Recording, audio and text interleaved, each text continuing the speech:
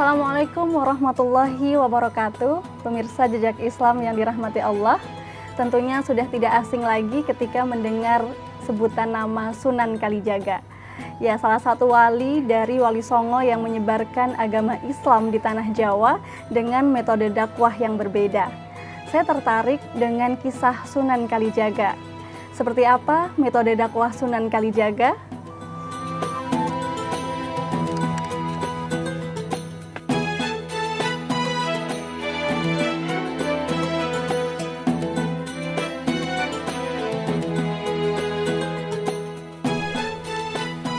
Islam datang ke Nusantara dengan damai. Ajaran Islam diterima masyarakat tanpa ada paksaan.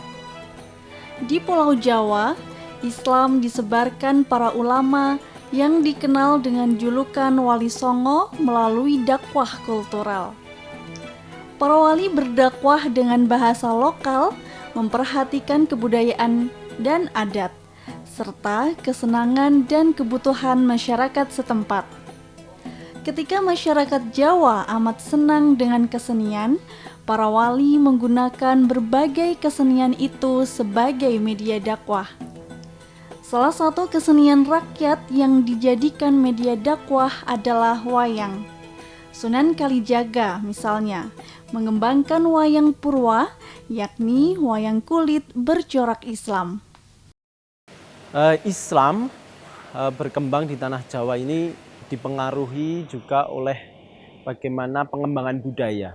Nah, salah satu dalam hal ini adalah pengembangan budaya melalui seni wayang.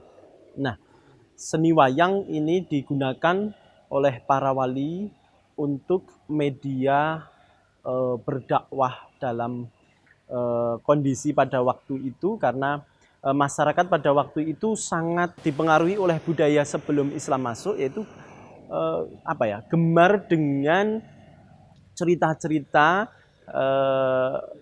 yang berkembang pada masa itu. Ada Mahabharata, ada Ramayana dan sebagainya itu. Nah, itu diwujudkan dalam bentuk cerita yang dipergelarkan melalui seni pertunjukan wayang kulit. Perkembangan wayang kulit itu dipengaruhi juga dengan kondisi masyarakat Jawa di masa awal-awal ya. Tentu kita tahu bahwa masyarakat Jawa pada masa itu adalah masyarakat yang baru mengenal Islam. Nah, ketika masyarakat Jawa itu baru mengenal Islam, maka diberikanlah cara-cara yang persuasif, yang pendekatan yang secara halus, supaya mereka lebih tertarik dengan pergelaran seni, melihat pertunjukan. Itu kan orang senang. Nah, mengenalkan agamanya melalui itu. Wayang kulit itu dalam sejarahnya kan menggambarkan dari cerita-cerita yang ada di dalam relief. Ya, cerita-cerita yang ada di dalam relief itu menggambarkan sosok-sosok manusia. Ya, itu kemudian ditransfer menjadi sebuah seni rupa yang berbentuk wayang. Nah, pada masa perkembangan awal, wayang itu semacam boneka. Wayang yang sebelumnya berbentuk boneka kemudian ditransfer dalam bentuk wayang kulit. Wayang kulit yang pipih. Itulah bagaimana para wali itu mendiplomasi budaya dengan syariat Islam. Kita menggambarkan, menceritakan tentang tokoh-tokoh, ya, tetapi perwujudannya itu kemudian supaya tidak melanggar syariat, kemudian perwujudan-perwujudan itu distilisasi menurut anjuran yang ada di dalam syariat Islam. Samar pamoring sukma sinuk maya winaya ing asepi.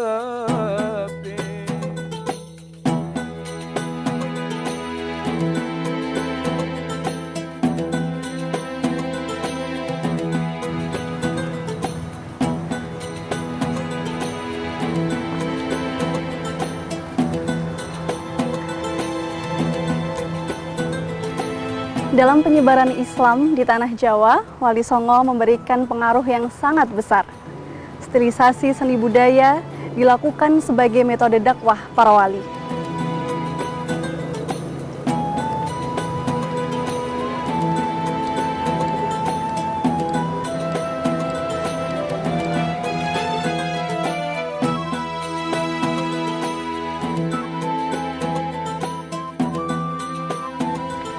Assalamualaikum. Waalaikumsalam. Waalaikumsalam. Silakan Mbak Norma, silakan. Terima kasih, Pak. Gimana ini kabarnya? Alhamdulillah, Ya. baik Pak. Ya, jadi gini Pak, saya ingin mencari bahkan menggali nih Pak tentang wayang menurut substansi dari perspektif Islam gitu Pak. Tapi saya sebelumnya izin dulu ya Pak ya, buka masker. Silakan, nggak apa-apa. Jaraknya sudah cukup. Iya, jadi gini Pak, yang pertama adalah bagaimana nih Pak asal muasal dari wayang itu sendiri. Mungkin perlu saya sampaikan dulu, memang wayang itu bagi masyarakat Nusantara, khususnya masyarakat Jawa, itu memang budaya asli kita. Ya. Ya, menurut penelitian Pak Brandes, saya kira wayang itu salah satu budaya asli Nusantara. Wayang itu dulu identik dengan pemujaan nenek moyang. Mengapa demikian? Nenek moyang kita masa lalu itu merasa nyaman jika hidup dengan orang tuanya, dengan leluhurnya. Maka ketika leluhurnya itu meninggal, dia merasa kehilangan. Nah, supaya dia bisa merasa nyaman lagi, seperti ketika mereka masih hidup, maka mereka membuat patung, ya. Patung yang merupakan bayang-bayang dari nenek moyang mereka. Nah, melalui seorang saman atau sekarang dalang, maka dalam pertunjukan wayang itu hampir sama dengan budaya masa lalu itu. Mereka ingin menghadirkan roh-roh nenek moyang melalui tokoh yang dulu bentuknya tidak seperti sekarang, tapi bentuknya adalah patung-patung itu, maka dihadirkan roh-roh nenek moyang itu. Nah, itulah sebenarnya awal mula munculnya wayang. Jadi bayang-bayang nenek moyang mereka masa lalu. Sehingga tidak aneh kalau sekarang, kalau wayang seolah-olah budaya animisme dinamisme, sehingga orang Islam, wah itu musyrik gitu ya. Itu yang mungkin terbayang dalam kehidupan masyarakat Islam yang sekarang ini anti ya seolah-olah dengan wayang itu. Gitu.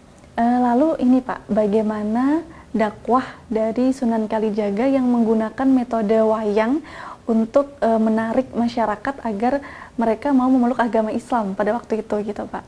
Melihat potensi bahwa wayang itu sudah sangat familiar, dikenal, dan menjadi satu unsur budaya yang melekat dalam kehidupan masyarakat Jawa, maka itulah yang kemudian dengan kecerdikan, kepiawaian dari Sunan Kalijaga dijadikan sarana untuk dakwah. Cuman nanti ada unsur-unsur yang ditambahkan, yang disesuaikan, yang dijadikan menjadi cara internalisasi nilai-nilai Islam terhadap cerita-cerita yang sudah sangat familiar itu. Pada masa Mataram, terutama pada masa Sultan Agung, ingin membangun budaya Islam tapi yang Jawa itu ya. Nah, ini yang nanti memberikan kontribusi yang luar biasa pada perkembangan pertunjukan wayang. Ada nggak makna dari cerita-cerita wayang yang tadi Bapak sampaikan, tapi itu udah dari perspektif Islam yang sudah dibuat oleh Sunan Kalijaga untuk berdakwah gitu Pak? Ya. Makna dari ceritanya? Iya, salah satunya adalah cerita tentang Dewa Ruci ya. Cerita Dewa Ruci itu saya kira cerita yang sangat familiar. Ya. Bagaimana Bima sebagai panglima sekaligus tokoh Pandawa yang utama dalam perang Baratayuda itu, kemudian mencari hakikat dari Tuhan ya, melalui cerita Bima Suci gitu ya.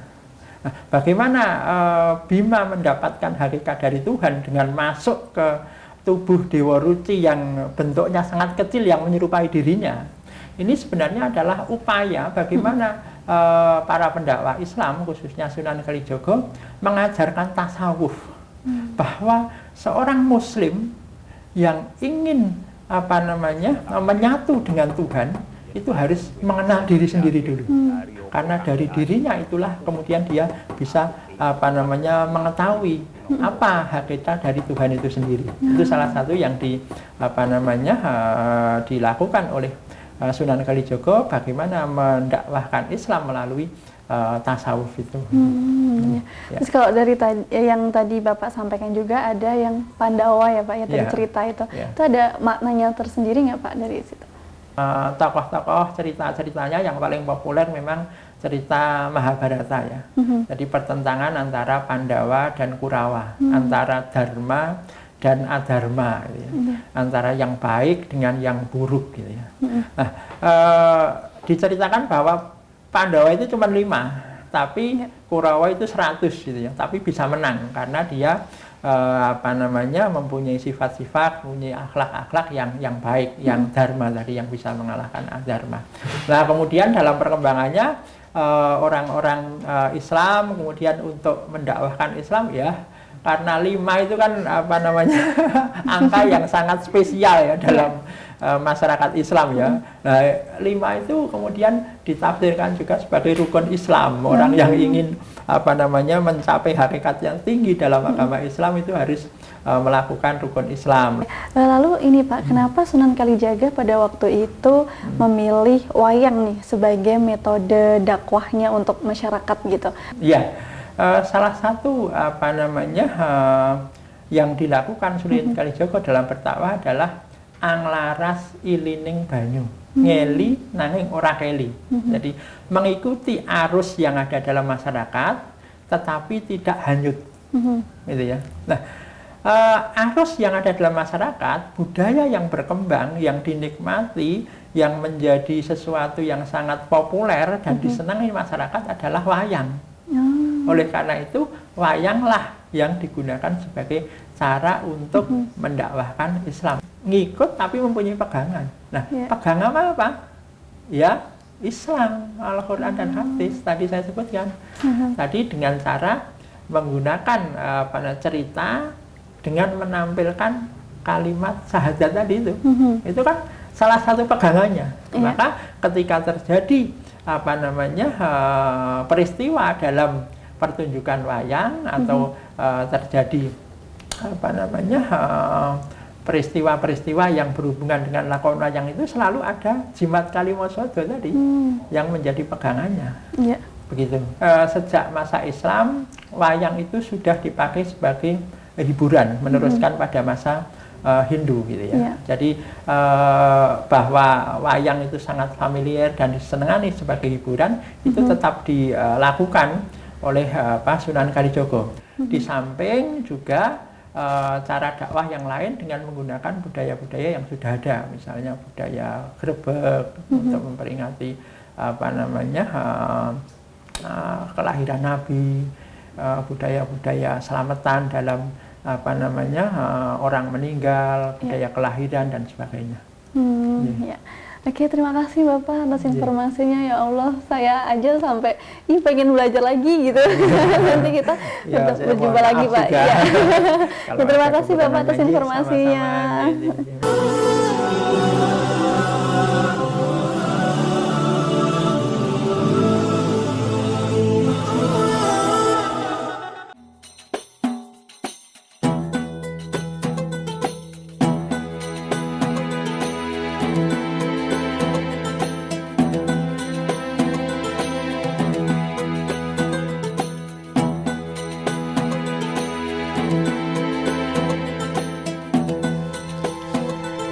Tatah sungging pada wayang purwa ada pengaruh dasar dari Islam. Contohnya, pada bedahan wayang, khusus satria yang menggunakan stiliran huruf bismillah, yang artinya setiap langkah yang dilakukan seorang satria pastilah dengan membaca basmalah. Pada irah-irahan khususnya satria, pasti memakai ukel gelung. Ukel gelung tersebut melambangkan huruf wawu, huruf yang berdiri sendiri yang mempunyai arti widi, dan melambangkan sifat ketuhanan. Pada tokoh Punokawan, hidung gareng yang bulat adalah stilisasi dari huruf ghain. Pada mata satria pun bentuknya berbeda-beda dari gabahan, kadongdongan, dan telengan. Semua dibuat tidak menyerupai manusia. Tangan panjang melebihi ketentuan, leher lurus dengan bahu melambangkan lurus dan tegaknya agama Islam.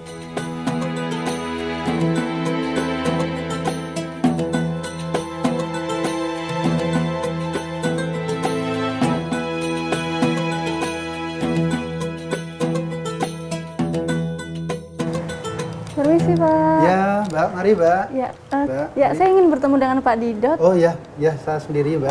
Kebetulan Pak, ya. Saya izin buka masker dulu ya Pak ya. Ya, monggo, silakan. Perkenalkan Pak, saya Nurma.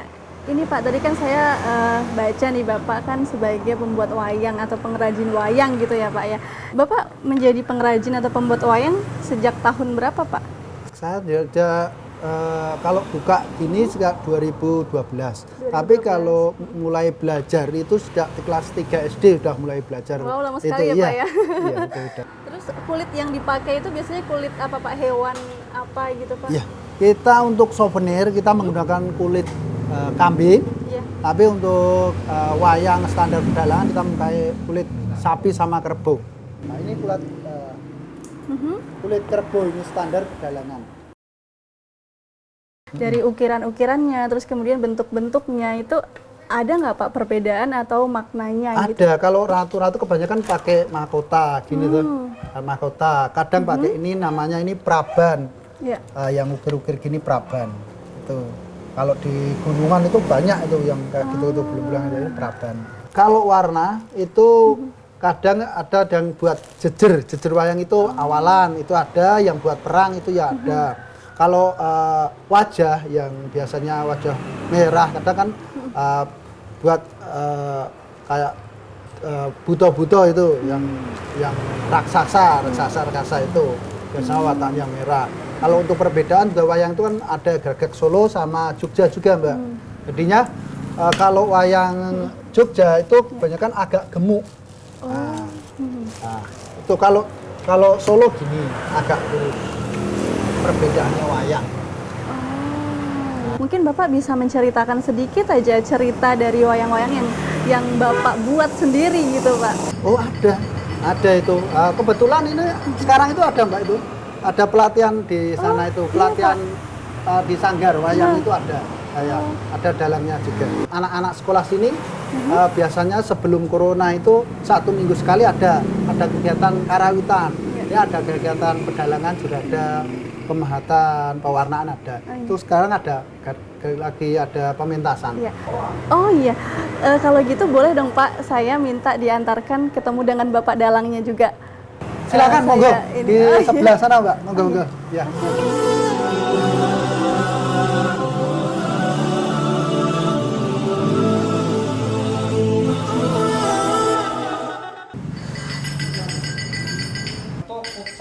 Kacarita tatrikala semana Raden Bratasena.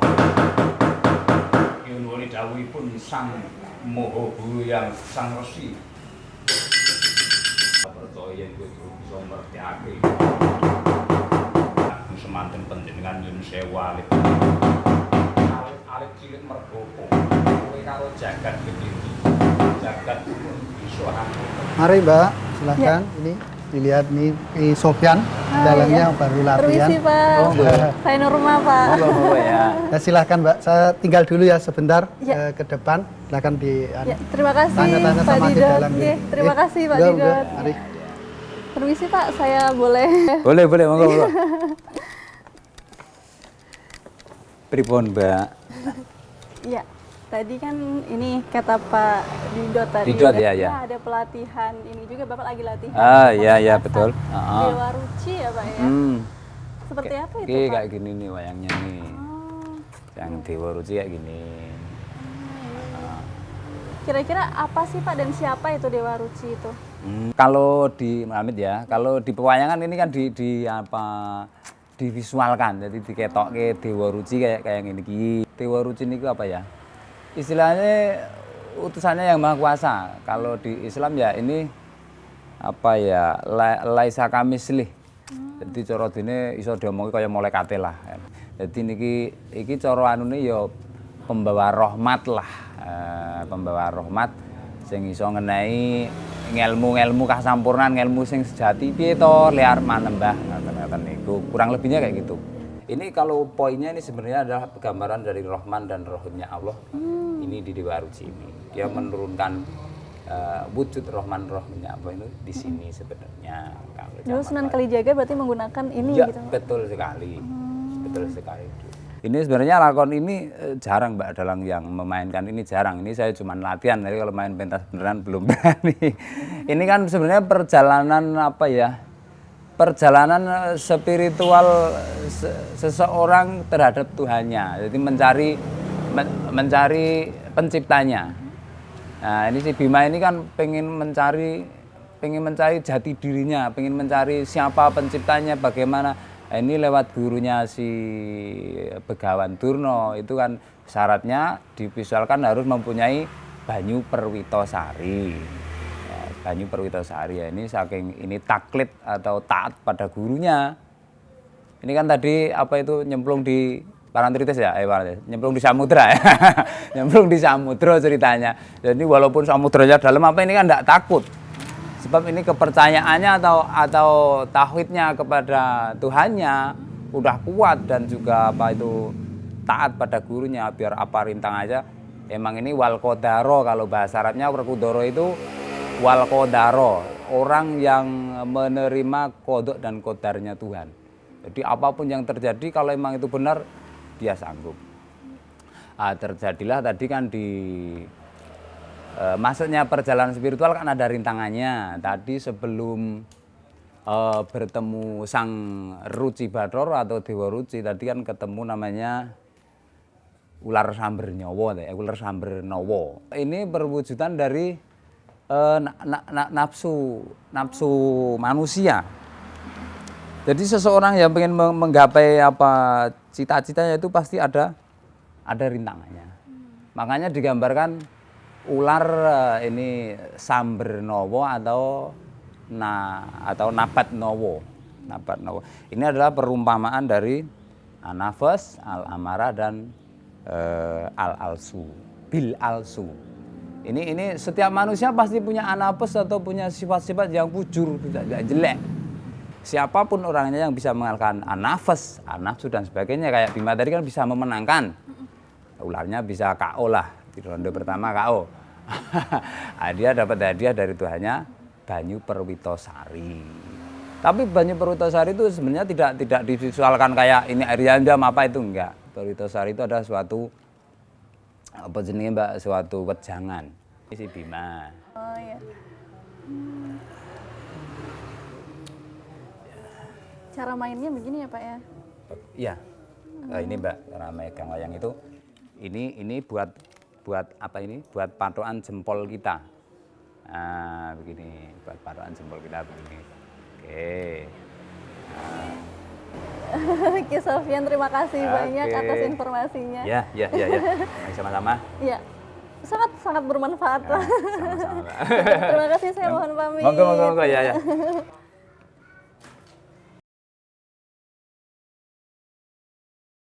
Pemirsa Jejak Islam yang dirahmati Allah, dengan wayang sebagai metode dakwah, Sunan Kalijaga menyebarkan agama Islam secara damai dan tanpa paksaan. Karena Islam adalah agama yang universal dan tidak memandang suku ataupun etnis tertentu. Karena Islam adalah agama yang rahmatan lil alamin, yaitu menyebarkan misi perdamaian bagi seluruh alam. Saya Nur Masinta, pamit undur diri. Wassalamualaikum warahmatullahi wabarakatuh.